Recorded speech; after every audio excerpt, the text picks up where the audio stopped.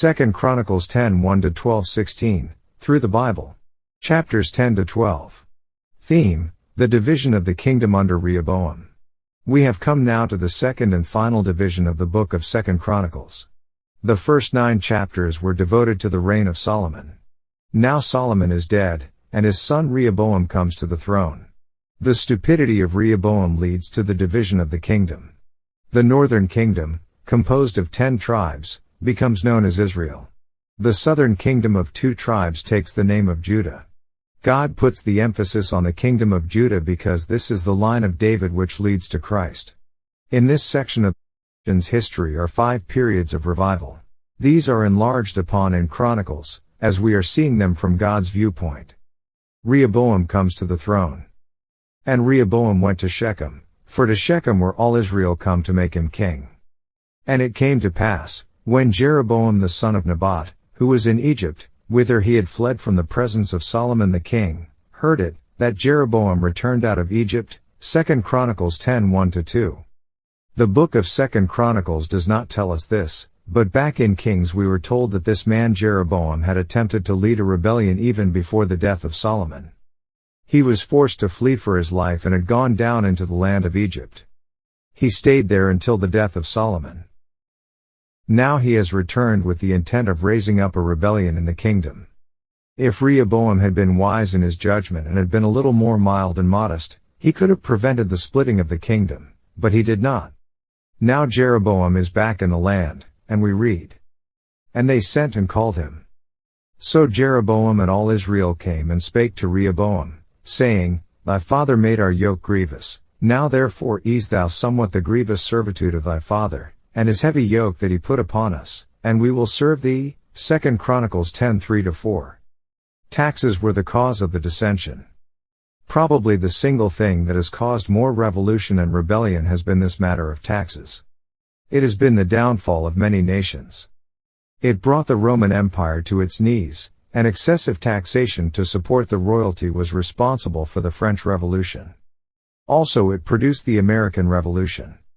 Taxation without representation brought about the Boston Tea Party and the incidents which led to the revolution. If our taxes keep going up as they are, we may have another Tea Party, because high taxation will ultimately wreck any nation. Unfortunately, our representatives in the state and national government don't seem to think that it is a problem. Taxes were the problem in Rehoboam's time. Solomon had carried on a tremendous building program. It was very impressive. Not only had he built the temple, but we are told in Kings that he built all sorts of palaces and buildings. Such a big building program had to be paid for, and as a result there had been an enormous increase in taxes. This gave Jeroboam a lever whereby he could make a protest. He gathered with Israel and said to Rehoboam, "Now look here, your father made our yoke grievous." Actually, Jeroboam was very mild in his approach. He said to Rehoboam that if he would reduce the taxes, he would go along with him. If Rehoboam had done that, there would not have been a rebellion. And he said unto them, "Come again unto me after 3 days." And the people departed. 2 Chronicles 10:5. What they had asked was really a fair thing. Rehoboam would have had an opportunity to look at the indebtedness and decide what was the wise thing to do. The wise thing would have been to reduce taxes. And King Rehoboam took counsel with the old men that had stood before Solomon his father while he yet lived, saying, "What counsel give ye me to return answer to this people?" And they spake unto him, saying, "If thou be kind to this people, and please them, and speak good words to them, they will be thy servants forever." But he forsook the counsel which the old men gave him, and took counsel with the young men that were brought up with him, that stood before him. 2 Chronicles 10 6-8. Rehoboam definitely showed poor judgment. He should have followed the wisdom of the older men who had been counselors during the reign of Solomon. They knew the situation. Unfortunately, he turned to the young men. And the young men that were brought up with him spake unto him, saying, "Thus shalt thou answer the people that spake unto thee, saying, Thy father made our yoke heavy, but make thou it somewhat lighter for us. Thus shalt thou say unto them, My little finger shall be thicker than my father's loins.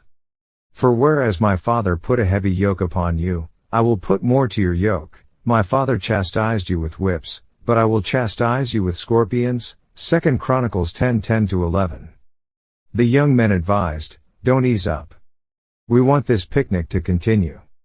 All of us have public jobs, and those of us who are not eating out of the public trough would like very much to get in the trough. Don't reduce the taxes. Increase them. This was probably the most foolish thing that young Rehoboam could have done. The older men conceded that Solomon did overtax the people. They advised that it was time to stop the building program. It was time to put a lid on all the government spending. The time had come to reduce taxes. By the way, have you ever heard of any government which has reduced taxes? Our politicians go into office saying they will reduce taxes. I think in my lifetime I have voted for half a dozen presidents and every one of them was going to reduce taxes. I have been voting for governors and for mayors, and they all promised to reduce the taxes. Yet our taxes continue to increase. Rehoboam will follow this policy also. So Jeroboam and all the people came to Rehoboam on the third day, as the king bade, saying, Come again to me on the third day. And the king answered them roughly, and King Rehoboam forsook the counsel of the old men, and answered them after the advice of the young men, saying, My father made your yoke heavy, but I will add thereto. My father chastised you with whips, but I will chastise you with scorpions. 2 Chronicles 10:12-14. Rehoboam delivers verbatim to the people the heartless and insensitive judgment of the young men. So the king hearkened not unto the people, for the cause was of God, that the Lord might perform his word, which he spake by the hand of Ahijah the Shilonite to Jeroboam the son of Nebat. 2 Chronicles 10:15. The prophecy to which this refers is given in 1 Kings 11:9-39. And when all Israel saw that the king would not hearken unto them, the people answered the king, saying, What portion have we in David? And we have none inheritance in the son of Jesse. Every man to your tents, O Israel. And now, David, see to thine own house. So all Israel went to their tents. 2 Chronicles 10:16. Israel refers to the 10 tribes. Judah refers to the 2 tribes of Judah and Benjamin. However, the name Israel sometimes will refer to the southern kingdom also because God regards them as one people. But as for the children of Israel that dwelt in the cities of Judah, Rehoboam reigned over them. Then King Rehoboam sent Hadoram that was over the tribute, and the children of Israel stoned him with stones, that he died. But King Rehoboam made speed to get him up to his chariot, to flee to Jerusalem. And Israel rebelled against the house of David unto this day. 2 Chronicles 10:17-19. King Rehoboam sent a tax gatherer to gather taxes and the people stoned him to death. Rehoboam just hadn't realized how incensed these people were. So Israel rebelled against the house of David. Unto this day means up to the time when 2 Chronicles was written. Early days of Rehoboam's reign. When Rehoboam goes back to Jerusalem, he finds that his kingdom has really been cut down by quite a bit. Then he does another foolish thing.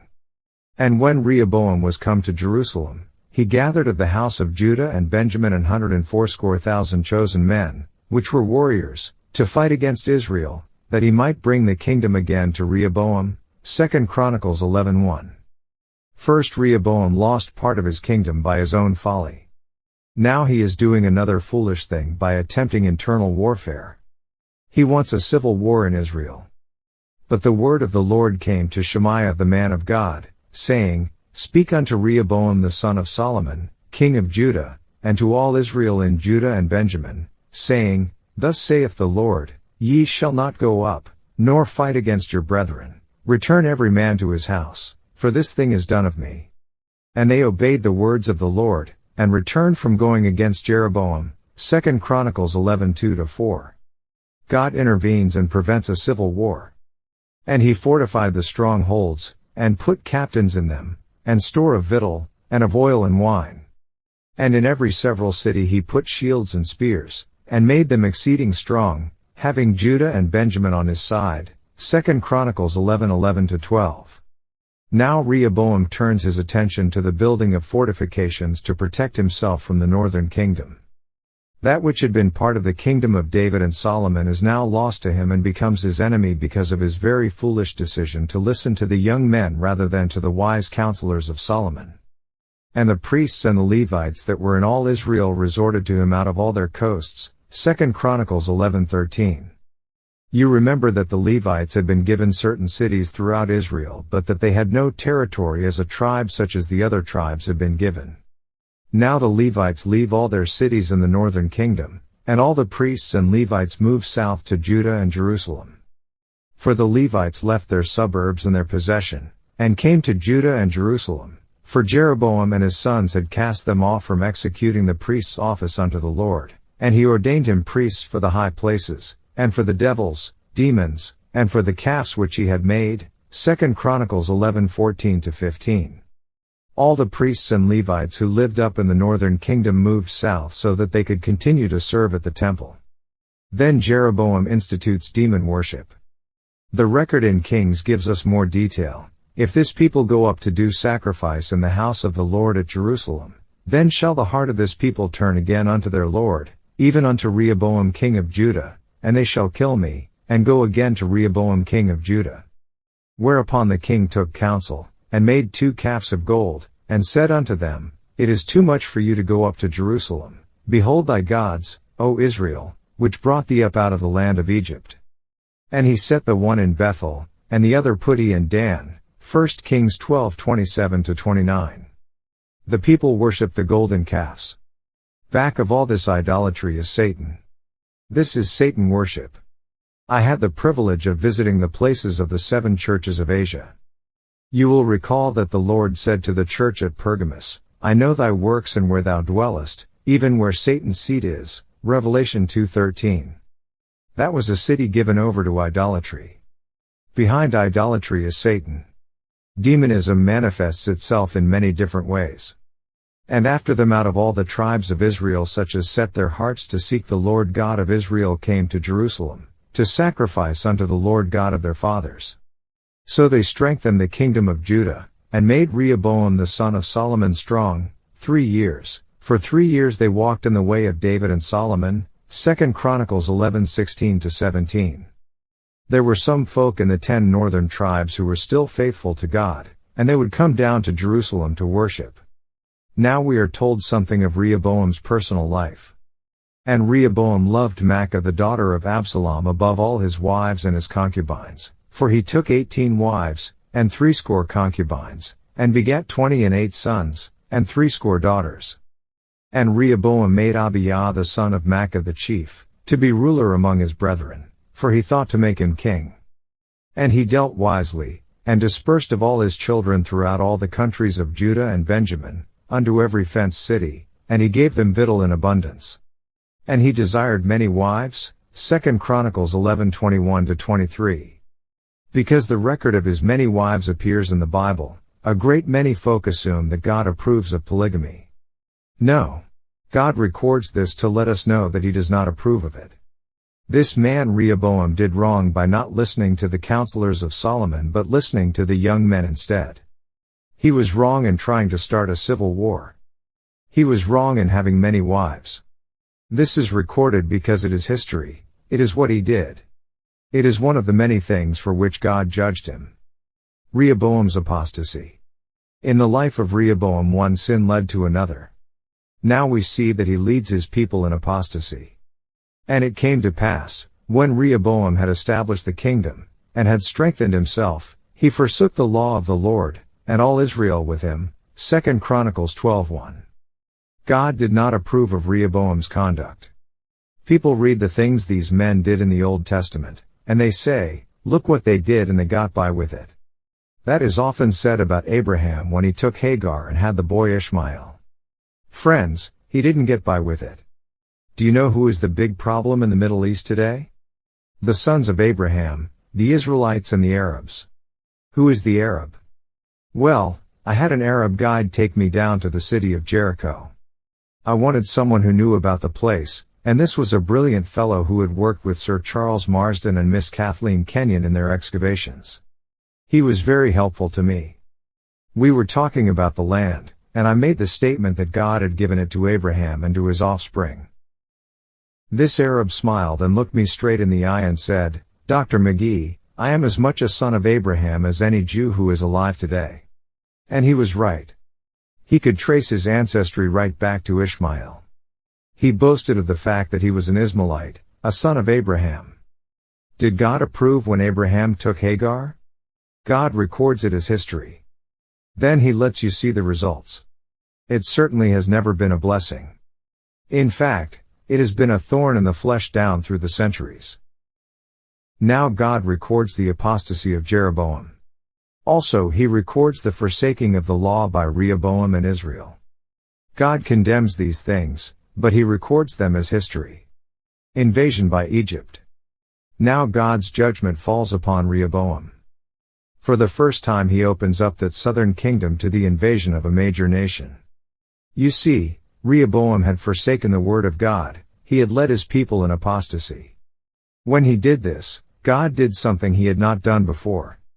Previous to this, God had put a wall around his people, and the great nations of that day were not permitted to invade the territory. And it came to pass, that in the 5th year of King Rehoboam Shishak king of Egypt came up against Jerusalem, because they had transgressed against the Lord, with 1,200 chariots, and 70,000 horsemen, and the people were without number that came with him out of Egypt, the Lubims, the Sukkiims, and the Ethiopians. 2 Chronicles 12:2-3. First, Shishak king of Egypt came up and carried away great booty. He lugged away a great deal of the gold and other wealth of that kingdom. So Shishak king of Egypt came up against Jerusalem, and took away the treasures of the house of the Lord, and the treasures of the king's house. He took all, he carried away also the shields of gold which Solomon had made. Instead of which King Rehoboam made shields of brass, and committed them to the hands of the chief of the guard, that kept the entrance of the king's house. And when the king entered into the house of the Lord, the guard came and fetched them, and brought them again into the guard chamber. 2 Chronicles 12:9-11. These, you recall, are the great shields of gold that David brought and that Solomon placed in the temple. After these had been captured as booty, Rehoboam substitutes something inferior. No longer do they have shields of gold, now they have shields of brass. The judgment of God is upon them because of their sins. This was a humbling experience for Rehoboam. He had been brought up in the affluence of the reign of Solomon and had experienced the blessing that had come. He had known nothing but wealth and luxury and expected it to go on forever. He begins to realize there may be an end to the glory of the kingdom of Solomon. And when he humbled himself, the wrath of the Lord turned from him, that he would not destroy him altogether. And also in Judah things went well. 2 Chronicles 12:12. This reveals the amazing mercy of God. When this man humbles himself, God immediately withdraws judgment upon him and the people of Judah. So King Rehoboam strengthened himself in Jerusalem, and reigned, for Rehoboam was 41 years old when he began to reign, and he reigned 17 years in Jerusalem, the city which the Lord had chosen out of all the tribes of Israel, to put his name there. And his mother's name was Naamah an Ammonitess. 2 Chronicles 12:13. It is interesting to learn who was Rehoboam's mother. You recall that David had been very friendly with the Ammonites, although they had made war against him. Now we find that Rehoboam, his grandson, was the son of an Ammonite woman. She undoubtedly had something to do with the character of this man. As we saw in the books of Kings, God always mentions the mother's name. Why? Because she bears part of the responsibility for her son. If he turns out well, she shares in the credit. If he turns out to be a wicked, evil king, she must take part of the blame. And he did evil, because he prepared not his heart to seek the Lord. Now the acts of Rehoboam, first and last, are they not written in the book of Shemaiah the prophet, and of Iddo the seer concerning genealogies? And there were wars between Rehoboam and Jeroboam continually. And Rehoboam slept with his fathers, and was buried in the city of David, and Abijah his son reigned in his stead. 2 Chronicles 12:14-16.